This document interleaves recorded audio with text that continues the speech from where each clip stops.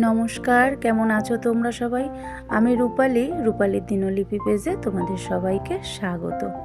সকালবেলা উঠে না তাড়াতাড়ি করে স্নান পুজোটা সারা হলে মনে হয় কি সংসারের অর্ধেক কাজ হয়ে গেছে। আর শীতের বেলা এতটাই ছোট, তাড়াতাড়ি যতই উঠি না কেন কাজ সেরেই আগানো যায় না, টাইম কোথায় চলে যায়।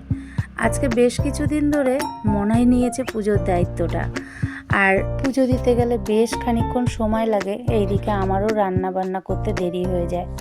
ওই জন্য মনাই নিয়েছে পুজোর দায়িত্বটা, আর মনা পরিপাটি করে বেশ অনেকক্ষণ ধৈর্য ধরে পুজোটা দিতে পারে। তারপরে শীত পড়ে গেছে, গোপু ওরাও আগলা থাকে। মনা আজকে গোপু ওদের আর রাধাকৃষ্ণকে সোয়েটার পরিয়ে দিয়েছে। তারপরে সকালবেলা আমি একটা কাজ করে বসলাম। মনা এই কাপটা আমাকে দিয়েছিল জন্মদিনে গিফট। সেই কাপটা আজকে মাজতে গিয়ে আমার হাতের থেকে পড়ে হ্যান্ডেলটা ভেঙে গেল। এত সাবধানে কাজ করি, তাও যে কেন এরকম হয়।